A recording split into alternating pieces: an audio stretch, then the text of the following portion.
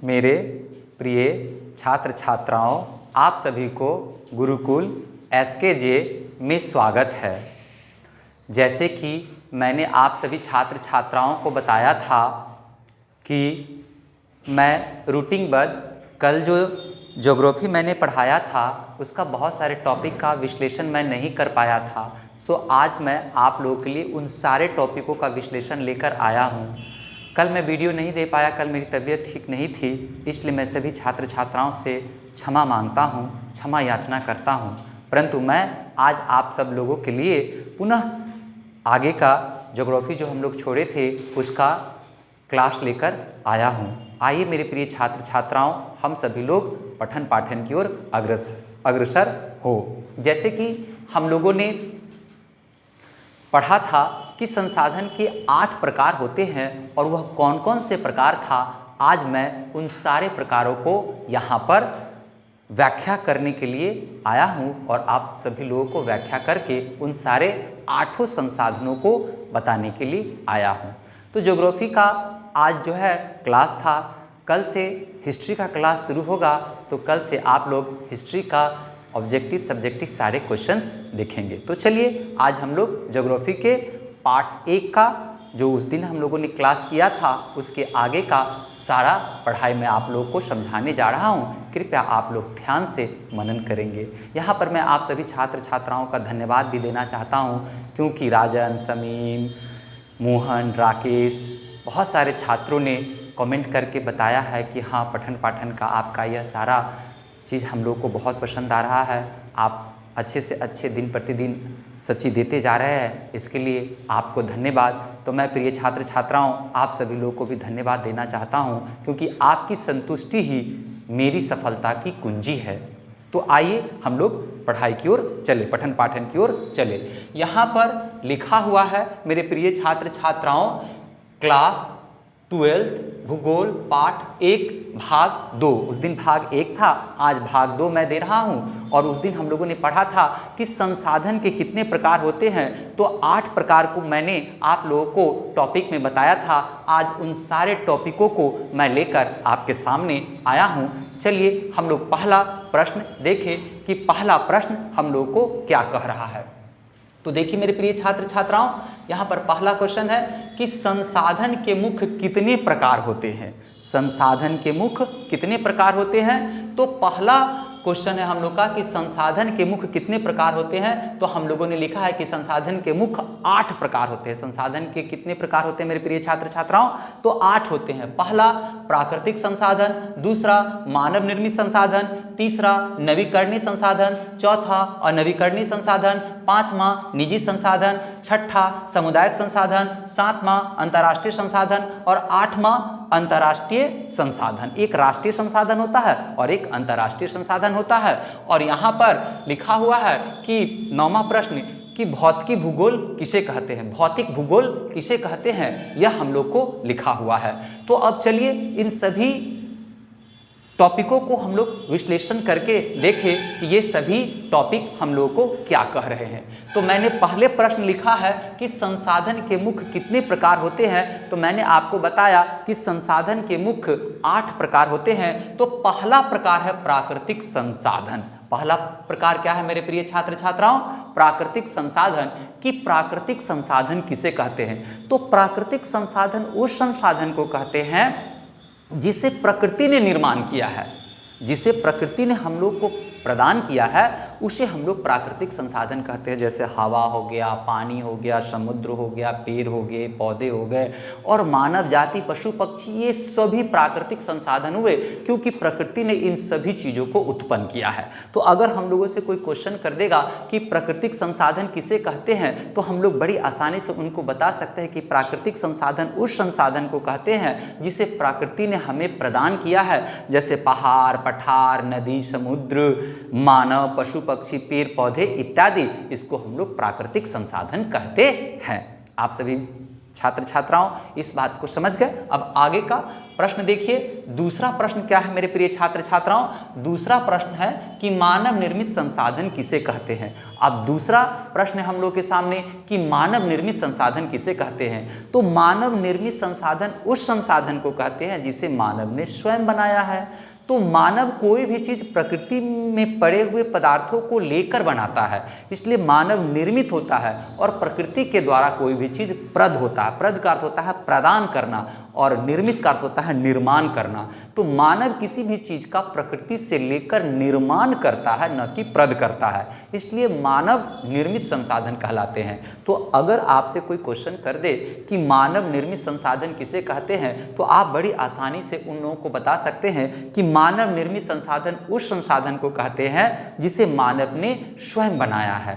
जैसे सड़क हो गया, ट्रक हो गया, बस हो गया, मशीन हो गया, मोबाइल हो गया, टेबल, बेंच, डेस्क इत्यादि, घर, मकान इत्यादि, ये सभी मानव के द्वारा बना हुआ है। इसलिए मेरे प्रिय छात्र छात्राओं, ये मानव निर्मित संसाधन कहलाते हैं। उसके बाद तीसरा है नवीकरणीय संसाधन किसे कहते हैं। मेरे प्रिय छात्र छात्राओं, मैंने आपको बताया कि संसाधन के 8 प्रकार होते हैं, तो तीसरा प्रकार मैं आपको समझाने के लिए जा रहा हूं। तीसरा संसाधन है कि नवीकरणीय संसाधन किसे कहते हैं। नवीकरणीय संसाधन किसे कहते हैं? तो नवीकरणीय संसाधन उस संसाधन को कहते हैं जिसे पुनः प्राप्त किया जा सके, पुनः नया उसे बनाया जा सके भौतिक और रासायनिक विधि द्वारा, उसे हम लोग नवीकरणीय संसाधन कहते हैं। जैसे सौर ऊर्जा, पवन ऊर्जा, भूतापीय ऊर्जा, ये सारे के सारे ऊर्जा जो है पुनः प्राप्त किया जा सकता है, इसलिए इसे नवीकरणीय संसाधन कहते हैं। फिर से एक बार मेरे प्रिय छात्र छात्राओं आप लोग सुन लेंगे कि नवीकरणीय संसाधन किसे कहते हैं। यहाँ पर क्वेश्चन है कि नवीकरणीय संसाधन किसे कहते हैं, तो हम लोग लिख सकते हैं वैसा संसाधन जिसे पुनः प्राप्त किया जा सकता है, उसे हम लोग नवीकरणीय संसाधन कहते हैं। जैसे वायु, पवन ऊर्जा, भूतापीय ऊर्जा, सौर ऊर्जा, ज्वारीय ऊर्जा आदि, ये सभी ऐसे संसाधन हैं जिसे खत्म होने के बाद पुनः प्रकृति के द्वारा हम लोग प्राप्त कर सकते हैं। इसी को हम लोग नवीकरणीय संसाधन कहते हैं।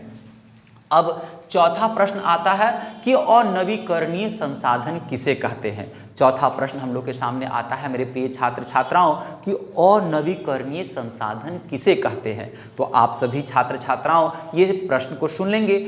अनवीकरणीय, अ का अर्थ होता है नहीं और नया का अर्थ होता है, नवीकरणीय का अर्थ होता है नया करना। तो जिस संसाधन को हम लोग नया नहीं बना सकते, नया नहीं कर सकते हैं, उसे हम लोग अनवीकरणीय संसाधन कहते हैं।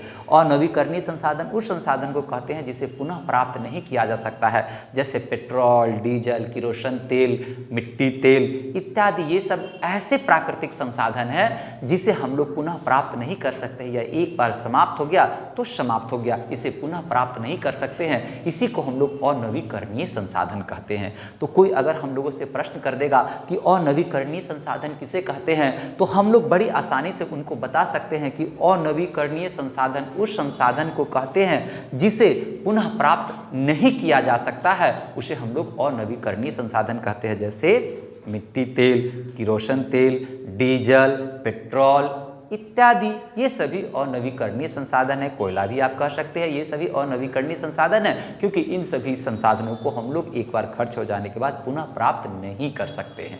उसके बाद आगे का क्वेश्चन आइए मेरे प्रिय छात्र छात्राओं, निजी संसाधन किसे कहते हैं। यहाँ पर प्रश्न है कि निजी संसाधन किसे कहते हैं। तो हम लोग लिख सकते हैं कि जिस संसाधन पर किसी खास व्यक्ति का अधिकार होता है उसको हम लोग निजी संसाधन कहते हैं।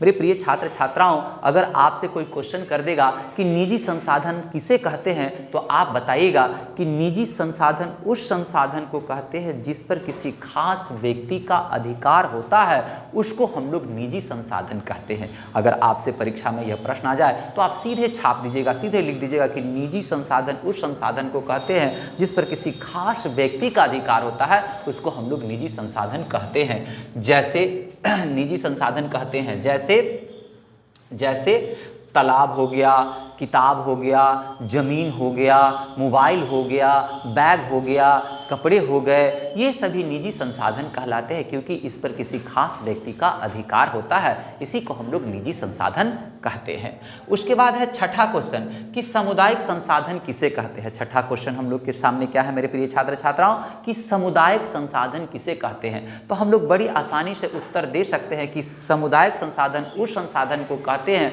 जिससे किसी खास समुदाय का बोध होता है, जिससे किसी खास समुदाय का अधिकार का बोध होता है, उसको हम लोग सामुदायिक संसाधन कहते हैं। जैसे मंदिर, मस्जिद, गुरुद्वारा, ये सभी खास जो है सामुदायिक संसाधन है क्योंकि इस संसाधन पर किसी खास समूहों का अधिकार होता है। जैसे मस्जिद का अगर हम लोग नाम लेते हैं तो मुस्लिम भाई का उस पर अधिकार का बोध होता है। जैसे हम लोग मंदिर का नाम लेते हैं तो हिंदू भाइयों का धार्मिक स्थल है वह, तो खास समुदाय का बोध हो जाता है। जैसे हम लोग गुरुद्वारा कहते हैं तो सिख भाइयों का ईसाई भाइयों का बोध हो जाता है। जैसे हम लोग चर्च कहते हैं तो सिख ईसाई भाइयों का उससे संबोधन हो जाता है। तो अगर हम लोगों से कोई प्रश्न कर देगा कि सामुदायिक संसाधन किसे कहते हैं तो हम लोग बड़ी आसानी से बता सकते हैं कि सामुदायिक संसाधन उस संसाधन को कहते हैं जिस पर किसी खास संसाधन का बोध हो, खास व्यक्ति या समुदाय, खास व्यक्ति हम लोग नहीं कहेंगे, खास समुदाय का बोध हो, उसे हम लोग सामुदायिक संसाधन कहते हैं। जैसे मंदिर, मस्जिद इत्यादि। फिर से एक बार क्वेश्चन सुन लीजिए मेरे प्रिय छात्र छात्राओं कि सामुदायिक संसाधन किसे कहते हैं। तो सामुदायिक संसाधन उस संसाधन को कहते हैं जिस संसाधन पर किसी खास समूह या समुदाय का बोध हो, उसे हम लोग जो है सामुदायिक संसाधन कहते हैं। जैसे मंदिर हो गया, मस्जिद हो गया, गुरुद्वारा हो गया, चर्च हो गया, ये सभी जो है सामुदायिक संसाधन के उदाहरण है क्योंकि इन सभी पर किसी न किसी खास समुदाय का अधिकार होता है। जैसे मैंने पहले ही आपको बता दिया कि खास समुदाय का अर्थ हो गया, जैसे मंदिर हम लोग कहते हैं तो हिंदू का अधिकार का बोध होता है, मस्जिद कहते हैं तो मुस्लिम भाई के अधिकार का बोध होता है। तो आइए अब हम लोग आगे चले। सातवां प्रश्न है कि अंतर्राष्ट्रीय संसाधन किसे कहते हैं। अंतर्राष्ट्रीय संसाधन किसे कहते हैं। प्रश्न है हमारा कि अंतर्राष्ट्रीय संसाधन किसे कहते हैं। तो हम लोग लिखेंगे कि अंतर्राष्ट्रीय संसाधन उस संसाधन को कहते हैं जिस संसाधन पर किसी खास देश का आधिपत्य न होकर पूरे विश्व राष्ट्र का आधिपत्य होता है, अधिकार होता है, उसको हम लोग अंतर्राष्ट्रीय संसाधन कहते हैं। जैसे महासागर, सागर, इस पर किसी एक देश का आधिपत्य नहीं होता है बल्कि अंतर्राष्ट्रीय समूह का अधिकार होता है। उनके सहमति के द्वारा ही लोग इन सभी चीज़ों पर रिसर्च और खोज करते हैं। तो इसी को हम लोग अंतर्राष्ट्रीय संसाधन कहते हैं। अब यहाँ पर प्रश्न उठता है, आठवां प्रश्न, कि राष्ट्रीय संसाधन किसे कहते हैं। तो राष्ट्रीय संसाधन उस संसाधन को कहते हैं जिस पर किसी खास राष्ट्र का अधिकार होता है, उसको हम लोग राष्ट्रीय संसाधन कहते हैं। जैसे किसी राष्ट्र का रेलवे हो गया, जैसे सड़क परिवहन हो गया, जैसे जल परिवहन हो गया, इन सभी चीज़ों पर राष्ट्र का अधिकार होता है, इसलिए इसे राष्ट्रीय संसाधन कहते हैं। उसके बाद हम लोग के सामने क्वेश्चन है कि भौतिक यानी कि भौतिक भूगोल किसे कहते हैं। हम लोग के सामने क्वेश्चन है मेरे प्रिय छात्र छात्राओं कि भौतिक भूगोल किसे कहते हैं। तो हम लोग उत्तर में लिख सकते हैं कि जिस भूगोल से जलवायु, धरातल, पहाड़, नदी के स्वरूपों का अध्ययन किया जाता है उसे हम लोग भौतिक भूगोल कहते हैं। अगर हम लोग के सामने यह प्रश्न आ जाए कि भौतिक भूगोल किसे कहते हैं तो हम लोग बड़ी आसानी से एक्सप्लेन कर सकते हैं, बड़ी आसानी से उनको समझा सकते हैं कि भौतिक भूगोल उस भूगोल को कहते हैं जिस भूगोल के द्वारा किसी प्रदेश की जलवायु, धरातल, पहाड़, नदी के स्वरूपों का अध्ययन किया जाता है, उसे हम लोग भौतिक जो है भूगोल कहते हैं। तो आज क्लास में मैंने इतने सारे चीज़ पढ़ाया जो मैंने आप सभी लोगों के लिए लेकर आया था। आप लोगों को आज का यह पढ़ाई किस प्रकार से लगा इसे कमेंट करके मुझे ज़रूर बताइएगा। और आप सभी छात्र छात्राओं से मैं यही प्रार्थना करता हूँ, यही विनती करता हूँ कि मन लगाकर पढ़ाई कीजिएगा, मन लगाकर पढ़ाई कीजिएगा।